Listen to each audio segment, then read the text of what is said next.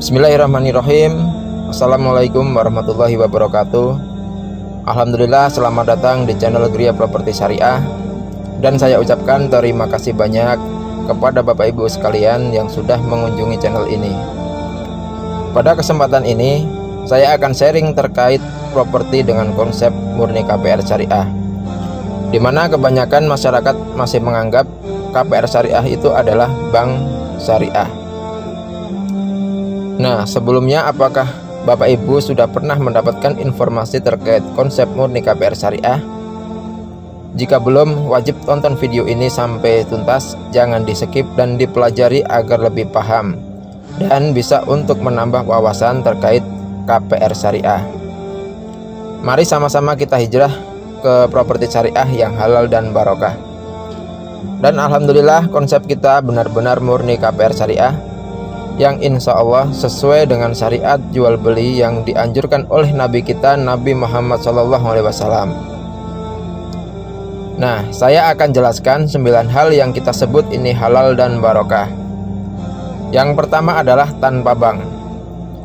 Jadi pada saat konsumen membeli rumah dengan konsep KPR Syariah, mulai dari booking fee, interview, akad, dan sampai tahap membayar cicilan itu langsung dengan developer, tanpa menggunakan KPR bank. Jadi kita tidak bersentuhan sama sekali dengan pihak bank. Artinya tidak ada pihak ketiga dalam proses jual beli ini.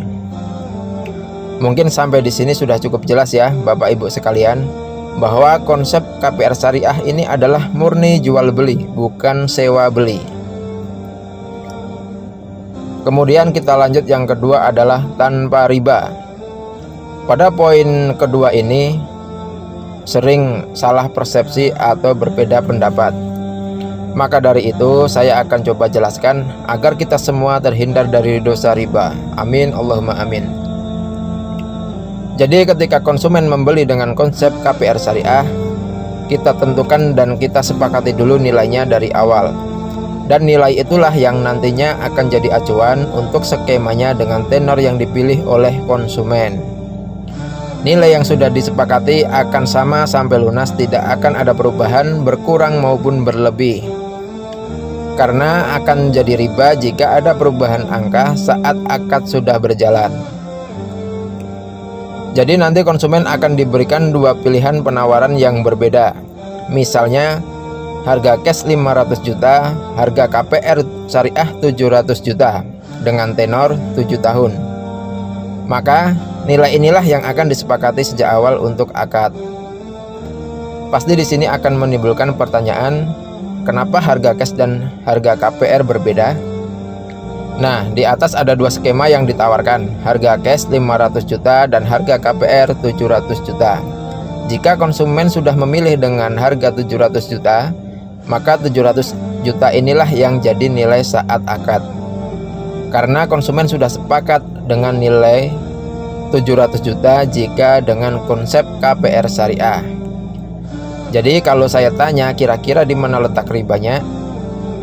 Karena konsumen membayar sampai 7 tahun atau sampai lunas tetap 700 juta. Sudah cukup jelas ya Bapak Ibu sekalian. Jadi di sini adalah skemanya sama-sama ridho atau sama-sama sepakat. Lalu bagaimana bisa terjadi riba? Riba itu terjadi ketika nilai akadnya 500 juta tetapi setelah dihitung-hitung jadi 700 juta, padahal di akad tertulis hanya 500 juta. Untuk simpelnya seperti itu ya Bapak Ibu sekalian. Sesuai dengan firman Allah Al-Baqarah ayat 275, padahal Allah menghalalkan jual beli dan mengharamkan riba. Sedangkan riba adalah suatu pinjaman yang mendatangkan keuntungan atau manfaat bagi diri sendiri. Nabi SAW bersabda, 1 dirham yang dimakan oleh seseorang dari transaksi riba, sedangkan dia mengetahui, lebih besar dosanya daripada melakukan perbuatan zina sebanyak 36 kali. Hadis riwayat Ahmad 225. Syekh Albani mengatakan bahwa hadis ini sahih sebagaimana dalam As-Silsilah As-Sahihah nomor 1033. Dalam hadis yang lain juga menyebutkan riba itu ada 73 pintu dosa. Yang paling ringan adalah semisal dosa seseorang yang menzinai ibu kandungnya sendiri. Sedangkan riba yang paling besar adalah apabila seseorang melanggar kehormatan saudaranya. Hadis riwayat Al-Hakim dan Al-Baihaqi dalam Syu'abul Iman. Syekh Al-Albani mengatakan bahwa hadis ini sahih dilihat dari jalur lainnya. Semoga kita semua terhindar dari dosa riba ya Bapak Ibu sekalian. Amin Allahumma amin. Selanjutnya poin 3 adalah tanpa denda. Pada saat konsumen telat membayar, kalau di KPR Bank atau menggunakan KPR Bank, pasti akan kena denda karena telat membayar. Bahkan ada yang denda berjalan. Kalau dengan konsep KPR syariah, ini tidak memberikan denda kepada konsumen meskipun telat membayar. Solusinya adalah kami tekankan yang namanya musyawarah. Kita bicarakan dari hal yang terbaik supaya tidak saling merugikan. Intinya adalah selama ada komunikasi tidak akan dikenakan denda, karena kita tahu denda itu ada unsur riba di dalamnya. Karena kita juga tahu bahwa ekonomi seseorang itu kadang naik turun, maka dari itu musyawarah dengan baik adalah solusi yang terbaik.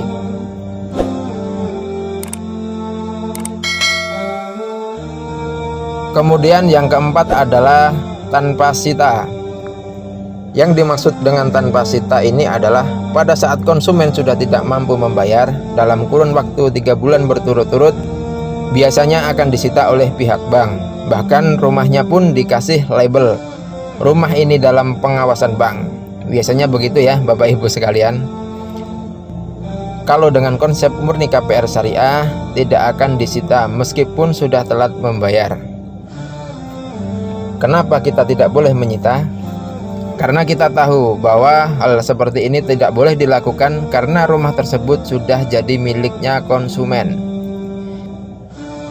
Seperti yang sudah saya jelaskan di awal tadi, akadnya adalah jual beli, bukan sewa beli. Kemudian kalau KPR Bank dan telat membayar bagaimana? Kalau dengan KPR Bank, konsumen akan didatangi oleh debt collector.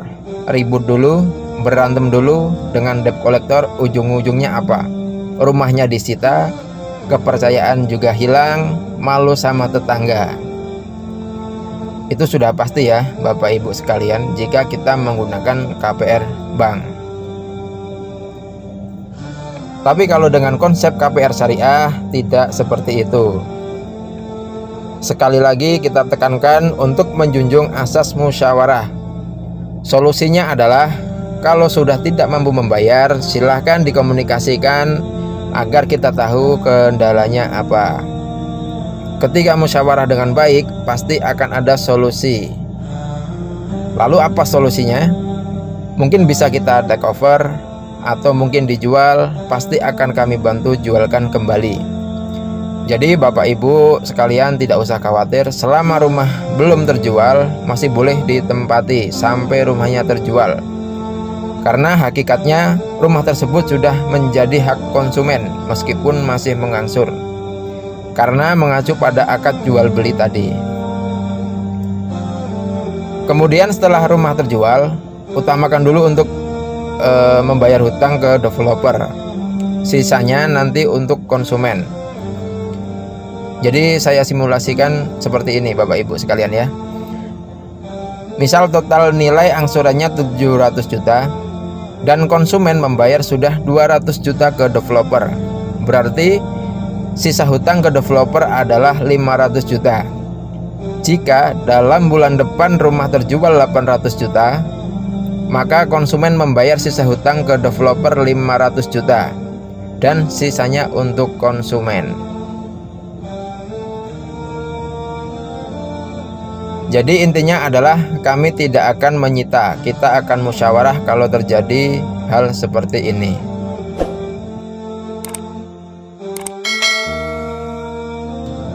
Baik, kita lanjut. Yang kelima adalah tanpa BI checking. Intinya kami tidak peduli konsumen itu di blacklist atau tidak. Yang kami pedulikan selama konsumen itu niat mau membeli, mau hijrah menghindari riba, mau punya lingkungan yang bagus, yang islami, mau punya rumah yang halal, insya Allah kami akan bantu. Walaupun konsumen di blacklist di BI Checking, karena kami tidak peduli akan hal itu. Karena kita tahu bahwa banyak orang yang naik turun ekonominya. Mungkin waktu di blacklist, konsumen sedang mengalami musibah. Jadi intinya kami tidak pedulikan akan hal itu. Kemudian yang keenam adalah tanpa akad batil. Kalau konsumen berakad dengan KPR bank, karena bank rumusnya adalah menguntungkan bank tersebut, atau bank syariah mencari-cari hadisnya yang sesuai dengan bisnisnya. Oleh karena itu akadnya akad bermasalah. Rukun akad kalau saya jelaskan hanya ada 4, yaitu penjual, pembeli, barang atau objek, dan akadnya atau ijab qabulnya. Kalau lebih dari itu dalam ibadah namanya bid'ah kalau ditambah-tambahkan. Kalau dalam muamalah namanya batil atau bermasalah. Jadi insya Allah konsep murni KPR syariah ini akan menjadi solusi rumah yang halal dan barokah, karena cara belinya sesuai dengan rukun akad. Kemudian yang ketujuh adalah tanpa asuransi. Karena di asuransi ada unsur riba, maisir, dan gharar. Maka dari itu kami tidak mau menggunakan asuransi karena kita tahu ada unsur riba di dalamnya. Oleh karena itu pada saat nanti konsumen sudah membeli rumah, kita sama-sama berdoa supaya tidak ada musibah. Kemudian yang kedelapan adalah tanpa penalti. Pada saat konsumen membayar percepatan tidak akan kena penalti. Justru malah bisa dinego sesuai dengan pasaran harga pada saat mau pelunasan. Mungkin bisa berkurang atau sama dengan sisa hutang. Intinya kita musyawarah dan saling ridho. Selanjutnya yang terakhir adalah tanpa horor.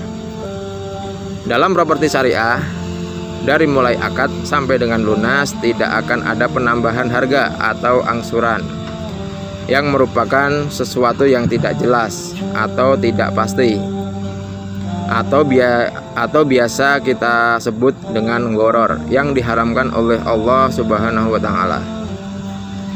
Gharar adalah ketidakjelasan atau tidak pasti. Misalnya, penjual tidak tahu apa yang dijual dan pembeli tidak tahu apa yang akan dibeli.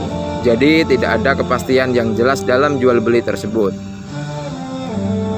Nah, mungkin itu saja yang bisa saya jelaskan. Jika ada pertanyaan, silahkan bisa dikomen di kolom komentar.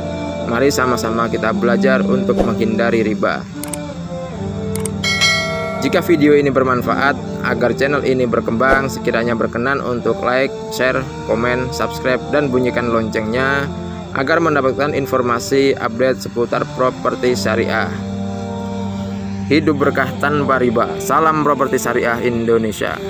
Jazakumullah khairan. Wassalamualaikum warahmatullahi wabarakatuh.